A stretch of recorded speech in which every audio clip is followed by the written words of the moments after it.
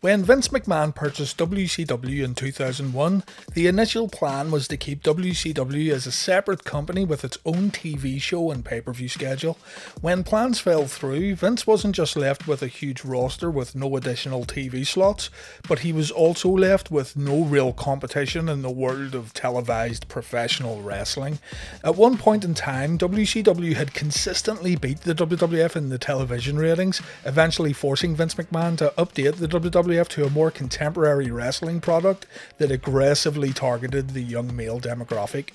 While the WWF was able to swing things around with a string of TV rating victories, WCW was also having problems in the background, from poor leadership, talent refusing to lose, issues with television distribution, and of course the impending merger of Time Warner and AOL. There's a giant misconception out there that the WWF put WCW out of business and fans just flocked to the WWF when WCW were putting on some bad television shows. And yes, WCW's weekly television offerings were struggling in a big way, but the company still had a loyal fan base. All you have to do is look at the weekly numbers for WCW Nitro in 2000 or 2001. Of course, WWF had more than double the viewership at times, and WCW was a shell of its former self during the final days of the company, but there was still a loyal TV audience there, a TV audience bigger than today's WWE and the AEW weekly show. I know on-demand video is a bigger metric these days, but still, the point is WCW was still bringing in viewers. It was still the most watched program on TNT when the doors closed. Not only did the Monday Night Wars bring out the best in the WWF, but it also introduced new fans to professional wrestling. WCW going live on Monday nights in 1995 didn't steal viewers away from the WWF as initially expected, but instead it generated more fans and more viewers who got into wrestling thanks to these compelling shows being presented on Monday nights. The proof is in the numbers. Monday Night Raw's TV ratings didn't take a hit when WCW Nitro went live on Monday nights during 1995, and as the months and years went on, both shows would start increasing their viewership numbers, which of course means more people were watching wrestling than ever before, ushering in a legitimate boom period where wrestling as a whole became one of the hottest things going. You've all got friends or family members who love to talk about Stone Cold Steve Austin, Sting versus the NWO, that time Hulk Hogan turned heel, D-Generation X, Mankind and the Hell in a Cell, and that's because everyone was into wrestling during that time period, and all of this was spurred on by the Monday Night Wars happening in the background, forcing each company to put on the best TV they possibly could. Competition, and I mean real company threatening competition, was a good thing for creativity. When Vince McMahon bought that very competition, not only was there a concern that the WWF would become complacent, but there was also a concern that fans wouldn't care as much about wrestling as a whole. Less viewers means less revenue. When Vince McMahon bought WCW and he tried to get that television deal for the company, it's not silly to believe that he would try to recreate the WCW versus WWF battle that brought in so many new fans during the late 90s, but of course without that TV deal it couldn't happen. Vince and the WWF decided then that the best course of action was to create their own competition, effectively giving fans two versions of the World Wrestling Federation to try and emulate the old television wars of the 90s. Vince was trying to kill two birds with one stone here. Not only would he recreate that competition that made the WWF so successful, but all of these extra superstars he had access to through the WCW and ECW acquisitions could now be split up and placed on separate shows. And so in March of 2002, the WWF held its very first draft. Superstars who had WWF contracts would get moved to either the Smackdown brand or they would stay on the Raw brand. And these same superstars could either get selected by the brand's storyline owner or they could get randomly selected via a lottery on the WWF's website. Did the brand split recreate the Monday Night Wars? Absolutely not, but it did create legitimate competition between the two brands. Some guys took brand loyalty very seriously, and it wasn't only the superstars who took things seriously, but even the writers and the production staff wanted to have the better show, and Vince McMahon even encouraged it.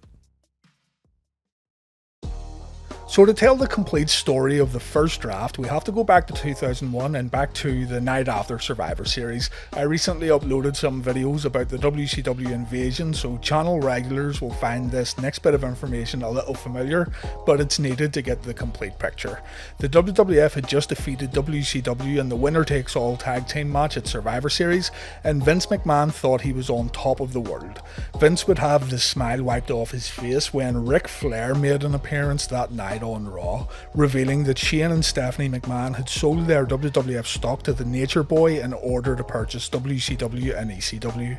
Vince McMahon, in storyline of course, hated the idea of sharing his creation with Ric Flair.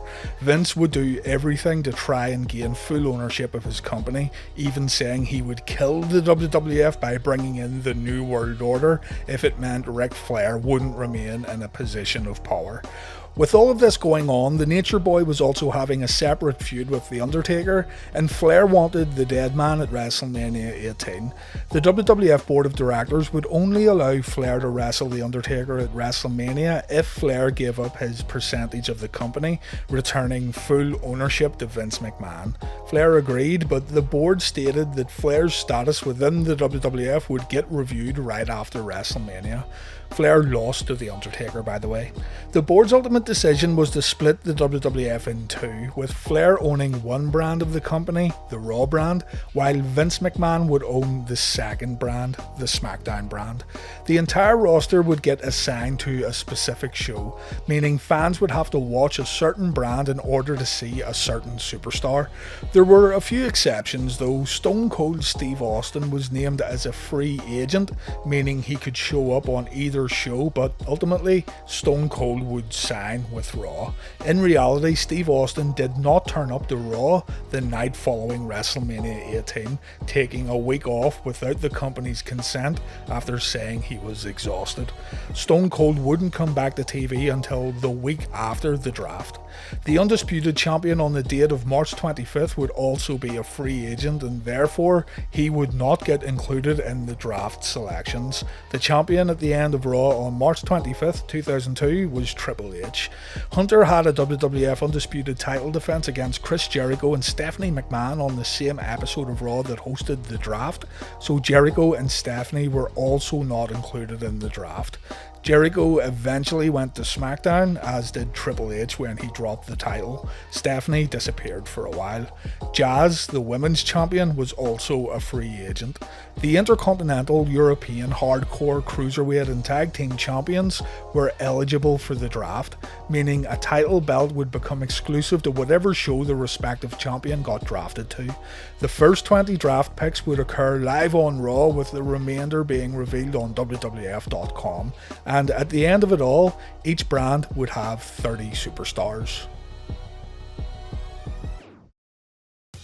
So let's check out the March 25th, 2002 episode of Raw just to see how this all went down. It was an unprecedented and historic night for the WWF, and while there would be future draft shows in the years that followed, this one has always been my favourite because it felt so new and fresh at the time. The show kicks off with Linda McMahon addressing the WWF locker room, going over the rules of the draft and announcing who wouldn't be eligible for selection. It's been reported that the WWF superstars legitimately did not know which show they were going to go to. Vince McMahon wanted natural reactions caught on camera here, but it wouldn't be far-fetched to say that some of the bigger superstars knew exactly where they were going to go. We go over to the arena and we have a match to kick things off, a match that you may have forgot even happened. The human suplex machine Taz taking on Mr. Perfect, Curt Hennig. It sounds good on paper, but it didn't even reach the 2-minute mark. Taz gets the win with the Taz mission. We then see Ric Flair and Vince McMahon in their respective war rooms. It looks like Arn Anderson is helping out the Nature Boy here.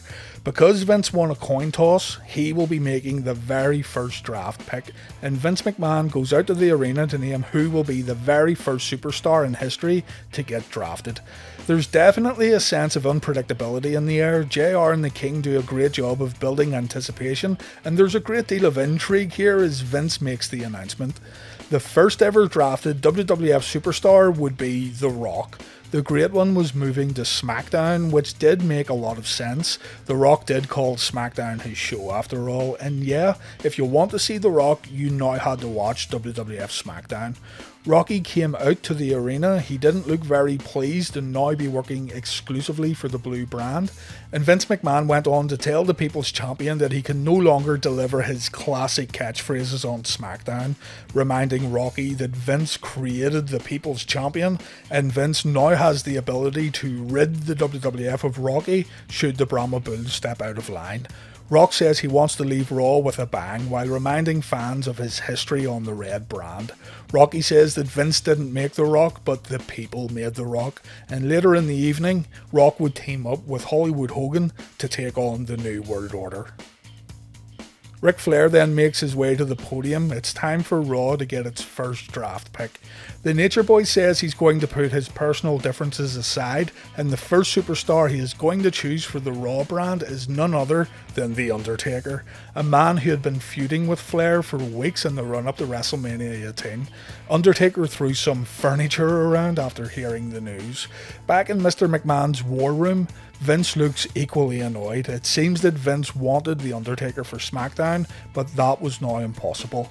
Kurt Angle shows up, asking Vince why wasn't he Mr. McMahon's first draft pick, and before Vince gets a chance to explain himself, The Undertaker storms into the room, angry that Flair drafted him to Raw when Vince gave the dead man his word that he'd be on the Smackdown brand. Vince says that he'll make it up to The Undertaker somehow in the future. Back in the arena, we have a match. Edge and Diamond Dallas Page against Christian and Booker T. Again, it's around 2 minutes or so, as the main driving force behind this episode of Raw is obviously the draft pick segments. Booker T scores the win for his team. Back in Vince McMahon's war room, Vince speculates that Ric Flair is going to choose the NWO next, reminding Kurt Angle that the NWO was Vince McMahon's poison and Ric Flair would choose the New World Order out of spite. Kurt tells Vince that the Nature Boy isn't going to choose the NWO, but instead Flair is going to choose an Olympic gold medalist. Angle manages to sway Vince McMahon's second draft pick and Kurt becomes the second man to go to SmackDown. Flair comes out to make his second pick, and this is an odd one. Flair chooses the NWO, and this is odd because Flair got 3 wrestlers here for 1 pick. Whether you think the Nature Boy got a bargain or not is up to you, but Raw was now the home of Kevin Nash, Scott Hall and X-Pac. Vince McMahon is seething back in the war room, and Kurt Angle again helps McMahon make his next draft pick. Kurt tells Vince that Flair has been talking to a certain injured superstar, and Kurt is sure that Flair is going to choose this same superstar next. Vince listens to Angle, and the third draft pick for SmackDown is none other than Chris Benoit. When Benoit came back from injury though, he went to the Raw brand, so yeah, a wasted choice here. The New World Order are back in Flair's war room, reminding the Nature Boy that Vince McMahon brought them to the WWF and therefore they only take orders from Vince. Flair makes his next draft pick, the Big Red Machine Kane. Nash, Hall and X-Pac look annoyed at Flair's choice here. And we go back to the arena for another match, Trish versus Ivory. Trish Stratus gets the win. Vince then comes out to make his 4th draft pick. Hollywood Hulk Hogan will now be a SmackDown exclusive superstar. So just to keep you updated, Vince McMahon had drafted The Rock, Kurt Angle, Chris Benoit and Hulk Hogan, and Ric Flair had chosen The Undertaker, the New World Order and Kane. Flair comes out to make his 4th pick. The Nature Boy brings the Intercontinental Championship to Raw when Rob Van Dam becomes a Raw exclusive superstar. Vince McMahon is shown backstage and he's upset at losing the IC Championship to Raw. Kurt Angle then suggests a match to Vince McMahon, Angle versus RVD for the Intercontinental Championship. So if Angle wins, then the Intercontinental Championship goes over to SmackDown with the Olympic gold medalist. You know, at this point, Kurt should have been calling the shots for SmackDown here. His suggestions and strategies were all on point for sure. SmackDown's Hulk Hogan and The Rock are shown next. Hulk Hogan wants to give the Raw fans something to remember, so the Hulkster asks The Rock if he'd like to team up to take on X-Pac, Scott Hall and Kevin Nash in a handicap match. The Rock agrees. Vince McMahon comes out to make his next draft pick, and it's Billy and Chuck, the WWF Tag Team Champions. I'm sure everyone has an opinion on this choice, but I think whoever were the Tag Team Champions were going to get drafted here. Vince was drafting the tag team titles and not so much the title holders. Next up we have the Hogan and Rock 3-on-2 match with the NWO. Jim Ross builds this as the very last time we will ever see Hogan and The Rock compete in a Monday Night Raw show, but this wouldn't be the case. Here's an interesting bit of trivia. Did you know that Hulk Hogan worked on Raw more recently than The Rock? Hogan's last match was in 2005 against Kurt Angle, while The Rock's last match to date was in 2003 against Jeff Hardy. Anyway, this NWO handicap match here isn't bad at all. Admittedly, it does slow down when Hogan is in the ring, but that's not the point here. The fans loved Hogan after his WrestleMania 18 babyface turn, and the WWF are going to milk it for all it's worth. Reading online reviews of this match would be enough to turn casual fans off, but watch it for what it is. It's a nice little exhibition bout that gets the audience on their feet. Kane comes down to offer his assistance to Hogan and Rock, leading to the NWO getting a disqualification win. Vince McMahon infiltrates Ric Flair's war room, infuriated that the dirtiest player in the game got The Undertaker in the NWO. Vince also accuses Flair of sending Kane out to the ring during the previous match, and Ric snaps back by saying even if he did, he doesn't have to answer to Vince McMahon. Flair then makes his next draft pick. Booker T is staying on Raw. Vince McMahon selects Edge for SmackDown, reminding Flair that Edge just beat Booker at WrestleMania 18. Flair fires back by drafting The Big Show, leading to Vince McMahon drafting Rikishi. Jeff Hardy then defeats Billy Gunn in another 2-minute match. Ric Flair announces backstage that he wants the most dominant tag team in the WWF, and so Flair picks Bubba Ray Dudley. Out of spite, Vince chooses Devon Dudley, meaning the Dudley Boys are forced to split up. This was really the first big casualty of the WWF draft, and also it didn't make sense. Why could the NWO and Billy and Chuck get drafted as a team, but the Dudley Boys couldn't? Another tag team that got broken up were the APA when Bradshaw got drafted to Raw during the WWF.com draft lottery. Anyway, a European title match is scheduled next. SmackDown's Rikishi challenges the undrafted European champion William Regal. Brock Lesnar jumps into the ring and completely destroys Rikishi before the match even gets underway, delivering a huge F5 as the segment goes off the air. Vince McMahon comes out saying the next draft selection for SmackDown is none other than the man we just saw interfere in the scheduled European title match, Brock Lesnar. The Nature Boy interrupts Vince, telling Vince that it isn't his turn. The next draft selection belongs to Flair. Vince says Flair can have two choices, but Rick declines, instead deciding to draft Brock Lesnar to Raw. Vince tries to get one over on Flair by drafting Mark Henry to SmackDown, but the Nature Boy decides to draft William Regal to the Raw brand, ensuring that he controls the European Championship. Vince notices that Flair's been trying to keep championship belts on Raw, and so Mr. McMahon makes his last draft pick when he announces that Maven, the hardcore champion, is going to be a SmackDown exclusive superstar, meaning that the whole hardcore division will also move to SmackDown. Ric Flair uses his last draft pick to make Lita a WWF Raw exclusive. Before Flair and McMahon leave, the whole tone of the brand split is put in place when Vince tells Flair that his Raw guys better not get violent when they appear on SmackDown for the last time this week, implying that both brands will be going to war as soon as possible. The remaining draft picks would happen on WWF.com, and we'll look at those picks in a little moment. Kurt Angle failed to bring the Intercontinental title to SmackDown when he got himself disqualified in his match with RVD, and Triple H defeated Stephanie McMahon and Chris Jericho in the main event. Okay, some of the other notable draft picks that happened on WWF.com.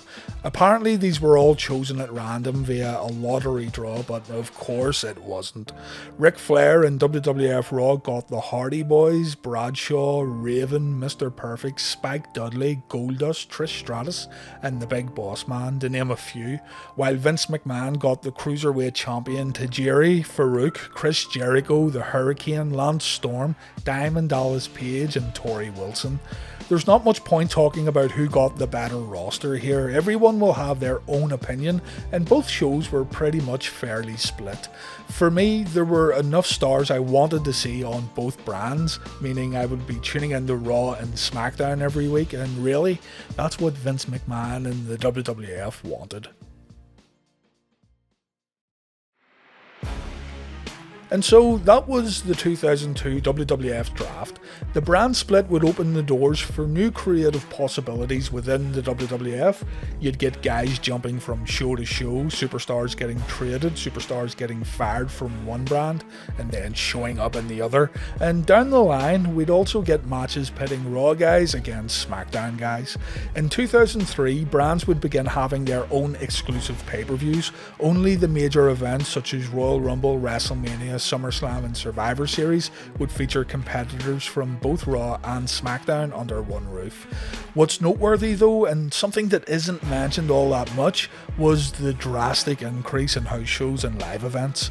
Before the brand extension, the WWF were running around 200 shows per year, and after the split, the WWF ran around 350 shows per year, with both Raw and SmackDown touring across America with two separate rosters. There were nights when the WWF could put on 2 live events in 2 different cities or states, leading to a massive revenue increase for the company.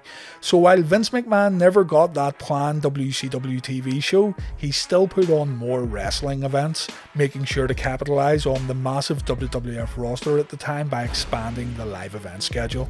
It was truly an era of WWE dominance across the United States and Europe for that matter. The WWF became the most easily accessible wrestling company both on TV and at live venues. So in spite of the WWF creative spark fizzling out due to the lack of real competition, the WWE still generated an insane amount of revenue when all was said and done, becoming the undisputed king of American professional wrestling, whether we liked it or not. As always, thanks very much for watching.